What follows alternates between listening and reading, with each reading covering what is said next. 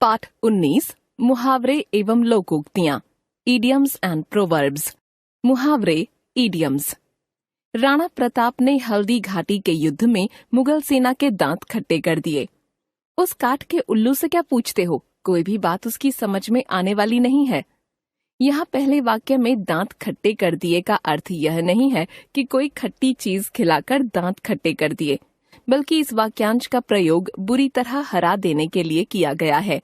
इसी प्रकार दूसरे वाक्य में काठ के उल्लू से तात्पर्य लकड़ी के बने उल्लू से न होकर एकदम मूर्ख व्यक्ति से है। अतः हम कह सकते हैं, जब कोई वाक्यांश अपने सामान्य अर्थ को छोड़कर किसी विशेष अर्थ में रूढ़ हो जाता है तो उसे मुहावरा कहते हैं। ध्यान रखिए, मुहावरे और लोकोक्तियों का प्रयोग उनके मूल रूप में किया जाता है, उनके अर्थ नहीं प्रयुक्त किए जाते। उदाहरण: मुहावरे अर्थ और प्रयोग। अक्ल पर पत्थर पड़ना, बुद्धि भ्रष्ट हो जाना। परीक्षाओं की तिथि घोषित होने के बाद भी तुम खेलों पर अधिक ध्यान दे रहे हो, तुम्हारी अक्ल पर पत्थर पड़ गए हैं। अपना रास्ता नापना, चले जाना। मैं तुमसे बात नहीं करना चाहता, अपना रास्ता नापो और फिर इधर दिखाई मत देना। अपने मुंह मियाँ मिट्ठू बनना, अपनी प्रशंसा स्वयं करना। तुम क्यों अपने मुंह मियाँ मिट्ठू बन रहे हो? तुमने तो कुछ किया नहीं, सारी मेहनत तो तुम्हारे दोस्त ने की है। आंखों पर बिठाना, बहुत आदर सत्कार करना। जब रामदेव जी मेरे शहर में आए तो लोगों ने उन्हें अपनी आंखों पर बिठा लिया। आंखों में खून उतर आना, क्रोध से आंखें लाल हो जाना।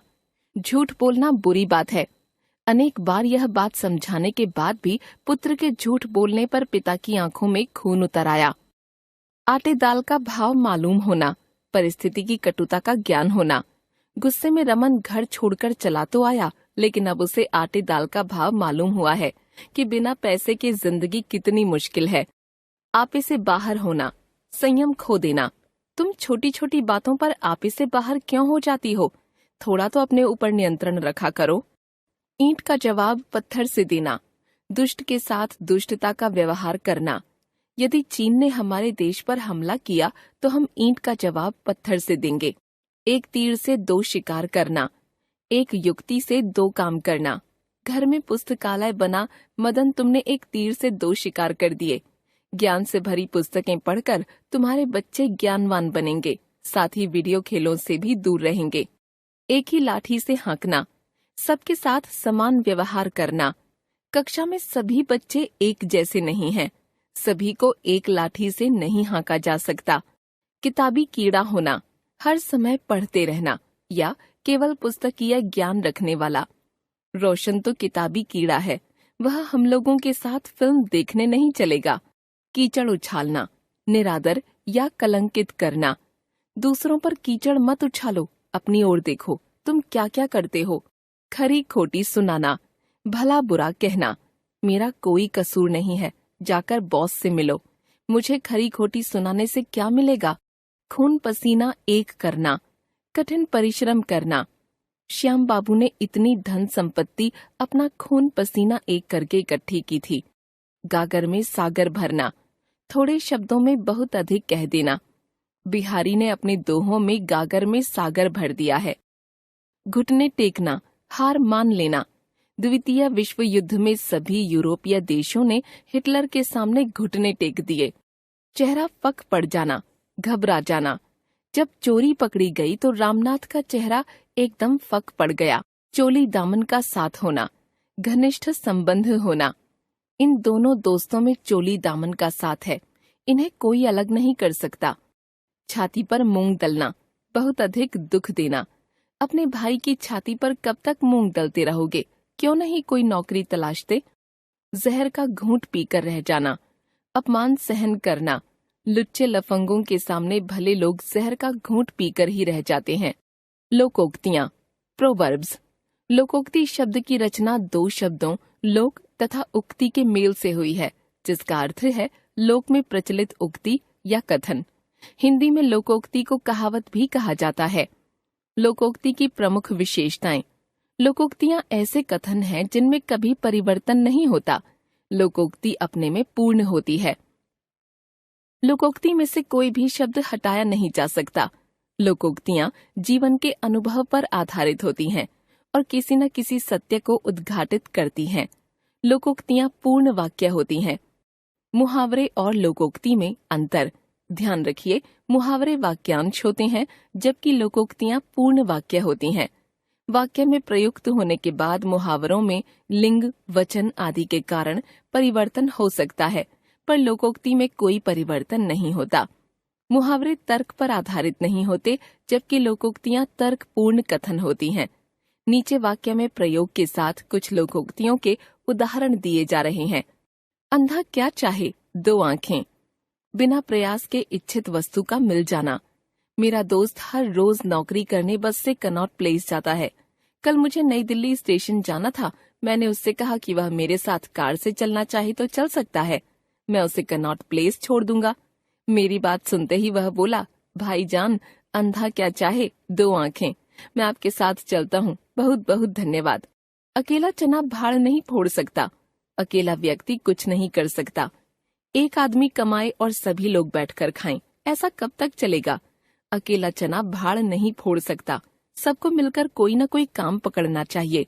आंख का अंधा नाम नैनसुख, गुण के विरुद्ध नाम होना। तुम्हारा नाम तो है किरोड़ीमल और गांठ में नहीं है एक धेला भी। तुम्हारे जैसे लोगों के लिए ही यह कहावत प्रचलित है कि आंख का अंधा नाम नैनसुख। आम के आम गुठलियों के दाम, दोहरा लाभ होना। सारी पुस्तकें मैंने संभाल कर रखी थीं। उनसे अपनी पढ़ाई भी पूरी कर ली और परीक्षा के बाद आधे दामों में बेच भी दी। इसी को कहते हैं आम के आम गुठलियों के दाम। आप भले तो जग भला। दूसरों के साथ अच्छा व्यवहार किया जाए तो दूसरे भी अच्छा व्यवहार करेंगे। तुम्हारे पिताजी बहुत ईमानदार हैं, इसीलिए सबको ईमानदार समझते हैं। इसीलिए कहा जाता है आप भले तो जग भला। उंगली पकड़कर पहुंचा पकड़ना, थोड़ा सहारा पाकर सब कुछ पाने की इच्छा करना। अंग्रेज भारत में व्यापार करने आए, फिर धीरे धीरे सारे देश पर अधिकार कर लिया। इसी को कहते हैं उंगली पकड़कर पहुंचा पकड़ना। ऊंची दुकान फीका पकवान, नाम अधिक गुण कम। गुलाब राय ने जब से कर्मचारी बदले हैं, उसकी मिठाइयों का स्वाद पहले जैसा नहीं रहा। अब तो ऊंची दुकान फीका पकवान की कहावत चरितार्थ हो रही है। एक तो करेला, दूजे नीम चढ़ा। एक दोष तो था ही, दूसरा और लग गया। समय पर गृह कार्य न करने की आदत रोहन में थी, अब झूठ भी बोलने लगा है। यह तो वही बात है, एक तो करेला, दूजे नीम चढ़ा। एक मछली सारे तालाब को गंदा कर देती है। एक खराब व्यक्ति सबको बिगाड़ देता है। बेईमान विजय को नौकरी से निकाल दिया गया ताकि ईमानदार कर्मचारी भ्रष्ट न हो। संचालक भली भांति जानते हैं कि एक मछली सारे तालाब को गंदा कर देती है। एक ही थैली के चट्टे बट्टे, एक ही प्रवृत्ति के लोग। अरे भाई, मदन और सुमन पर विश्वास मत करना, दोनों एक ही थैली के चट्टे बट्टे हैं। समझ लो, एक नागनाथ है तो दूसरा सांपनाथ। का बरसा जब कृषि सुखाने, समय निकल जाने पर मदद करना व्यर्थ है। मुझे रुपयों की जरूरत तो परसों थी और तुम देने आए हो आज। अब मैं इनका क्या करूँगा? अब तो प्लॉट बुक नहीं कर सकता। अंतिम तिथि निकल गई। किसी ने सच ही कहा है कि का बरसा जब कृषि सुखाने। कोयले की दलाली में मुंह काला। बुरे व्यक्ति के साथ रहने से बुराई ही मिलती है। आलसी संजय के साथ रहने पर लोग आपको भी आलसी व्यक्ति मान लेंगे। जानते हो कि कोयले की दलाली में मुंह काला ही होता है। खिसियानी बिल्ली खंभा नोचे, शर्मिंदा होकर दूसरे पर क्रोध करना। पुलिस वाले ने जब तुम्हें 2 डंडे लगाए तब तो कुछ नहीं बोले, और अब यहाँ आकर मुझ पर दोष लगा रहे हो। तुम्हारी स्थिति तो खिसियानी बिल्ली खंभा नोचे जैसी है। गुरु तो गुड़ ही रहे, चेला हो गए शक्कर। गुरु की तुलना में शिष्य का आगे निकल जाना। हरीश को जादू की शिक्षा मुखर्जी बाबू ने दी थी। मुखर्जी बाबू सारी जिंदगी जादू के तमाशे दिखाते रहे और पेट भरने लायक ही कमाते रहे, पर हरीश ने तो कमाल ही कर दिया। वह तो इतना प्रसिद्ध हो गया है कि उसके विदेशों में भी शो होते हैं। गुरु तो गुड़ ही रहे, चेला हो गए शक्कर। गेहूं के साथ घुन भी पिसता है। दोषी के साथ निर्दोष भी मारा जाता है। बनवारी का बेटा दिन रात अपने किराएदार के बेटे मुनीश के साथ घूमता फिरता था। एक दिन पता चला कि मुनीश चोर है। पुलिस जब मुनीश को पकड़ने आई तो वहीं बनवारी का बेटा भी खड़ा था। पुलिस उसे भी थाने ले गई। सच ही कहा गया है कि गेहूं के साथ घुन भी पिसता है। घर की मुर्गी दाल बराबर। घर की वस्तु का कम आदर होता है। अपने खेत के टमाटर और खीरे तो सारे गांव में बांट दिए और अब बाजार से घटिया टमाटर खीरे खरीद खरीद कर ला रहे हो। अपनी चीज की कदर ही नहीं की। सही कहा गया है कि घर की मुर्गी दाल बराबर होती है। चलती का नाम गाड़ी। जिसका काम चल निकले उसी का बोलबाला। प्रभावशाली लोगों की अनुचित बातों को भी लोग सहर्ष स्वीकार कर लेते हैं। इसी को तो चलती का नाम गाड़ी कहते हैं। चिराग तले अंधेरा होना। महत्वपूर्ण स्थान के समीप अपराध पनपना। कल थाने में चोरी हो गई। कितने आश्चर्य की बात है। चिराग तले अंधेरा। चोर की दाढ़ी में तिनका। दोषी स्वयं डरता है। जब अध्यापक ने कक्षा में पूछा कि किताब किसने चुराई है तो मदन बोल पड़ा, सर मैंने नहीं चुराई। और अध्यापक समझ गए कि वही चोर है। इसी को कहते हैं चोर की दाढ़ी में तिनका। छोटा मुंह बड़ी बात। अपनी योग्यता से बढ़कर बात करना। गोकुलदास की कुछ कहानियां क्या छप गईं, अपने को प्रेमचंद और यशपाल समझने लगा है और लोगों से अपनी गाथा गाने लगा है। मैंने तो आज उससे कह दिया, भैया छोटे मुंह बड़ी बात शोभा नहीं देती।